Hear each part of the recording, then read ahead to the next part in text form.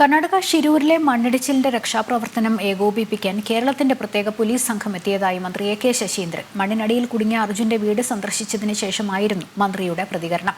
രക്ഷാപ്രവർത്തനത്തിൽ ഇപ്പോഴും പ്രതീക്ഷയുണ്ടെന്നും രക്ഷാപ്രവർത്തനത്തിലെ വീഴ്ചകൾ ഇപ്പോൾ ചർച്ച ചെയ്യേണ്ടതില്ലെന്നും മന്ത്രി പറഞ്ഞു.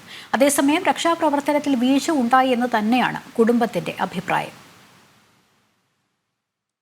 ഡിവൈഎസ്പിയുടെ നേതൃത്വത്തിലുള്ള 3-അംഗ പോലീസ് സംഘം അപകട സ്ഥലത്തെത്തിയെന്നും രക്ഷാപ്രവർത്തനത്തിന്റെ പുരോഗതി ഇവർ ഓരോ മണിക്കൂർ ഇടവിട്ട് മുഖ്യമന്ത്രിയുടെ ഓഫീസിനെ അറിയിക്കുമെന്നും മന്ത്രി പറഞ്ഞു.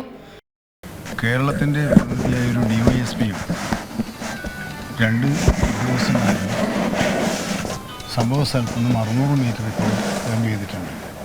കൃത്യമായ മോണിറ്ററിംഗ് മുഖ്യമന്ത്രിയുടെ ഓഫീസും ചീഫ് സെക്രട്ടറിയുടെ ഓഫീസും DGPയുടെ ഓഫീസും നടത്തിക്കൊണ്ടിരിക്കുന്നുണ്ട്.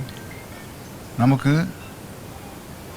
ഇന്നലെ നടന്നതിനേക്കാൾ കൂടുതൽ ഫലപ്രദമായ രക്ഷാദൗത്യം നടപ്പിലാക്കാൻ കഴിയുന്നുണ്ട് എന്നാണ് അവരുടെ ഭാഗത്തു നിന്നും അറിയാൻ കഴിഞ്ഞിട്ടുള്ളത്. രക്ഷാപ്രവർത്തനത്തിലുണ്ടായ വീഴ്ച ഇപ്പോൾ ചർച്ച ചെയ്യേണ്ടതില്ലെന്നാണ് മന്ത്രിയുടെ നിലപാട്. ഇന്നലെ എന്ത് നടന്നു എന്ന് നമുക്ക് പിന്നെ ആലോചിക്കാം. ഇന്നിപ്പോൾ എന്ത് നടക്കണം എന്നിപ്പോൾ ആലോചിക്കാം. മറ്റേത് നമുക്ക് സമയമുണ്ട്. ഇന്നിപ്പോൾ ഈ മിനിറ്റിൽ നടക്കേണ്ട കാര്യം പിന്നത്തേക്കായാൽ അവിടെയാണ് നമ്മൾ പാളിച്ച എന്ന ഒരു നിലവിലെത്തുക. അപ്പോൾ ഇപ്പം നമ്മൾ ഇടപെട്ട് തുടങ്ങിയിട്ടുണ്ട്, പ്രവർത്തിച്ച് തുടങ്ങിയിട്ടുണ്ട്. ആ പ്രവർത്തനം ഏറ്റവും ശാസ്ത്രീയവും ഫലപ്രദമായി വാങ്ങുന്നുള്ള നിർദ്ദേശങ്ങൾ പരസ്പരം കൈമാറി ചർച്ച ചെയ്ത് മുമ്പോട്ട് പോകുന്ന സാഹചര്യമുണ്ട്. അതേസമയം രക്ഷാപ്രവർത്തനത്തിൽ കനത്ത വീഴ്ച ഉണ്ടായെന്ന് തന്നെയാണ് കുടുംബം ആവർത്തിക്കുന്നത്. നിയമപരമായ എല്ലാ കാര്യങ്ങളും തുടക്കം മുതലേ ചെയ്തിരുന്നതായും കുടുംബം വ്യക്തമാക്കി. നമ്മൾ ഒട്ടും തൃപ്തരല്ല. കാരണം നമ്മൾ ഇത്രയും മെനയാന്നും ഇപ്പം ഓരോരുത്തരും ആവശ്യം ചോദിക്കുന്നത് നമ്മൾ എന്തുകൊണ്ട് അറിയിച്ചില്ല.